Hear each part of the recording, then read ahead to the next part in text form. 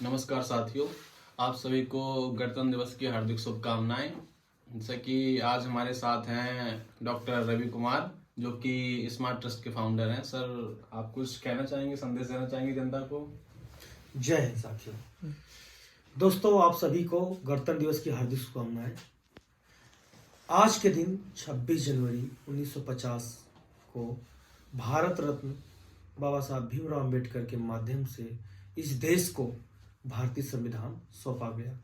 दोस्तों, मैं ही आप सबसे कहूँगा, इतने समय से एक तपस्या था जो बाबा साहब ने एक मूल रूप दिया संविधान के रूप में। तो बाबा साहब के त्याग, तपस्या, बलिदान के बारे में आप सब जरूर पढ़ें। डॉक्टर साहब, मेरा आपसे एक और क्वेश्चन था कि कुछ लोग कहते हैं कि बाबा साहब ने SC/ST वर्ग के लिए काम किया है। किसी महान व्यक्ति को, जो भारत में ही नहीं पूरे विश्व में जिसका डंका बजता हो, उसे किसी एक जाति वर्ग में नहीं बांधा जा सकता। बाबा साहब किसी एक विशेष जाति, विशेष वर्ग के नहीं थे, वो पूरे भारत के थे। उन्होंने संविधान के माध्यम से महिलाओं के लिए जितना काम किया शायद कोई भी नहीं किया। उन्होंने पिछड़ों के साथ जो सदियों से आ रहे अन्याय को उन्होंने बेड़ियां मुक्त किया। दलितों, आदिवासियों, जिन्हें आउटकास्ट बोला गया, बाबा साहब ने खुद इस बात बोला, आउटकास्ट, जिनको जात से बाहर या और शब्द से प्रताड़ित किया गया, उनको पूरी तरह से समान अधिकार देकर उनको, ये कह सकते हैं 50% महिलाओं को और 85% लोगों को, जो दबे कुचले लोग थे, उन्हें बेड़ियां से मुक्त कराया। तो एक समाज में व्यथा बनाई जाती है, इसको हमें एजुकेशन के माध्यम से तोड़ा जा सकता है। जब उनके बारे में पढ़ेंगे, उनको समझेंगे, संविधान को समझेंगे, RBI को समझेंगे, तब समझ में आता है कि बाबा साहब ने क्या क्या किया। डॉक्टर साहब, मेरा आपसे एक सवाल और था कि आज का जो समय चल रहा है, जो सिचुएशन है, क्या कोई बहुजन नेता सही है इस समय?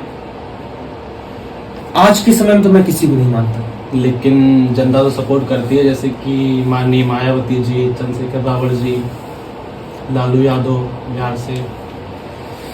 देखो, जनता चाहे वो जात के अकॉर्डिंग, चाहे धर्म के अकॉर्डिंग, लोगों के पास कोई ऑप्शन नहीं है।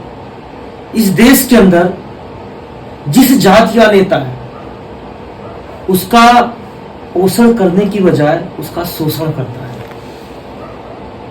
उसको रोजगार देने की बजाय एजुकेशन की तरफ प्रोत्साहित न करने की बजाय उसे अपने पीछे झंडे लेके ढोने के लिए मजबूर करता है कि अच्छे दिन आएंगे। और यही समाज अपना खून, पसीना, त्याग, तपस्या के साथ उस लीडर के साथ जुड़ जाता है, और एक चंद रुपए में हमारे आज के लीडर बिक जाते हैं, जो बहुजन लीडर है। बाबा साहब ने एक बात बोलते थे संविधान के बाद, और कांशीराम ने इसको बहुत मुहिम से चलाया। उन्होंने कहा था, इस संविधान के माध्यम से अब कोई भी राजा रानी के पेट में पैदा नहीं हुआ। लेकिन उन्होंने किया क्या? मायावती को देख लो, एक राजा पैदा कर दिया अपने पेट में। लालू यादव देख लो, 10वीं फेल व्यक्ति को एक राजा पैदा कर दिया। क्या इस देश में संविधान नहीं देता? एक्चुअली एक जातिवादी नेता नहीं है, एक परिवारवादी नेता है। यदि जातिवादी नेता होते तो SC/ST का जो सबसे ज्यादा पढ़ा लिखा व्यक्ति है, उसको लोग बनाते, किसी 10वीं 12वीं 5वीं फेल को नहीं। तो क्या हम ये मान सकते हैं कि आने वाले समय में कोई अच्छा बहुजन नेता मिल सकता है हमारे समाज को, जो बहुजन समाज के लिए कार्य करे? शायद कह सकते, जरूर मिलेगा। नियति है, अपना जो चीजें बदलती है, अपना समय बदलती है। मेरा ऐसा मानना है, समाज ही एक अच्छा नेता पैदा करता है, समाज ही एक बुरा नेता पैदा करता है। आज शायद जो समाज जिनको पैदा किया है और ये समाज के लिए नहीं है, इसलिए हमारा समाज पूरी तरह से गर्त में जा रहा है। शोषण जिस तरह से होता जा रहा है हमारे समाज का, और इसकी वजह हमारे लीडर है। नहीं तो आप देखिए 27% लीडर है हमारे, 27% SC ST OBC मिलाया जाए तो 85% आज भी प्राइम मिनिस्टर हमारा समाज का नहीं। तो इसका क्या मैं बहुत बड़ा कारण ये मान सकता हूँ कि एजुकेशन है, लोग अवेयर नहीं है चीज़ों से? बिल्कुल, एजुकेशन के साथ साथ शिक्षा का प्रणाली मतलब ये नहीं होता है कि आप कोई टेक्निकल कोर्स कर लिए। शिक्षा का प्रणाली होता है वैचारिक आंदोलन। बाबा साहब ने कहा था शिक्षित बनो, संघर्ष करो और संगठित रहो।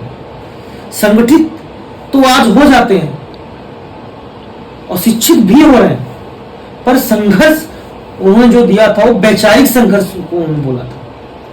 लेकिन आज के समय में लोग चंद रुपयों के लिए राजनीतिक आंदोलन कर रहे हैं। राजनीतिक आंदोलन जरूरी, बाबा साहब ने बोला था कि पार्लियामेंट में जाना चाहिए, पर जब आपकी वैचारिक आंदोलन पूरी तरह से खत्म हो जाएगी तो आप राजनीतिक स्तर पे आप कुछ भी नहीं कर सकते। इस देश में जिस तरह से शोषण किया जा रहा है, चाहे वो महिलाएं हो, चाहे दलित हो, चाहे पिछड़ा हो, आप समझ सकते हो कि 80 करोड़ से ज्यादा लोग कुपोषण की शिकार है, जिनको प्रधानमंत्री माननीय 5-5 किलो आटा चावल पे जिला खिला रहे हैं।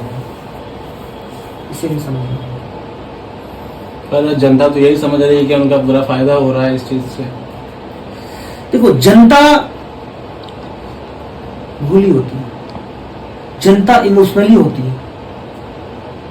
डेमोक्रेसी जो है, जिसको गणतंत्र बुलाया जाता है, जो आज का दिन गणतंत्र दिवस है, इसको सुना, जो डेमोक्रेसी है, भारत की डेमोक्रेसी ना, भारत ही नहीं पूरे वर्ल्ड में सबसे बड़ी डेमोक्रेसी मानी जाती है और सबसे अव्वल नंबर। डेमोक्रेसी एक गुलदस्ता की तरह होती है, इसमें हर रंग के फूल होते हैं और इसको ना बिखेरना बड़ा आसान होता है।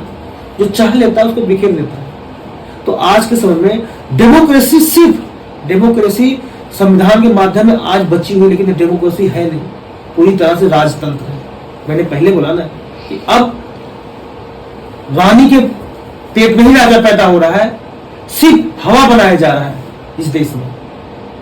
और इस देश में शायद अंबेडकर और भगत सिंह जैसे लोग, बाबा साहब भीमराव अंबेडकर और भगत सिंह जैसे लोग पैदा हो रहे हैं, लेकिन उनके समाज ही में दबा देता है, क्योंकि जिसके पास पैसा है।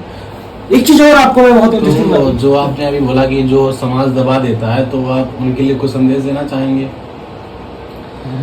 मैं यही कहना चाहूंगा, इस देश में जो मनुवाद विचारधारा है, जो शायद संविधान और कॉन्स्टिट्यूशन से बहुत परे है, जिसमें जातिवादी वर्णवादी व्यवस्थाएं हैं, मेरा ऐसा मानना आज के समय में, जो व्यक्ति चाहे वो दलित का एक लीडर है टॉप, वो दलित नहीं रहा, वो ब्राह्मण हो चुका है, क्षत्रिय हो चुका है।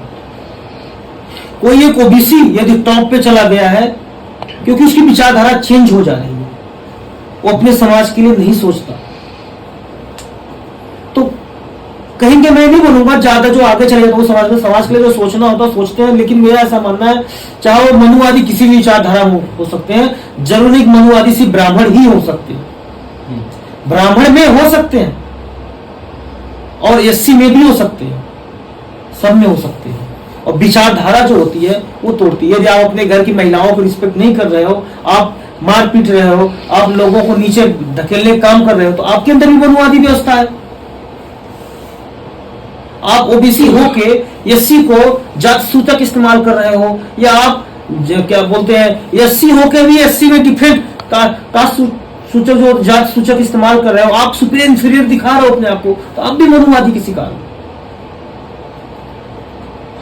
चलिए ठीक है, इसी के साथ आपका कीमती वक्त देने के लिए बहुत बहुत धन्यवाद। आप कुछ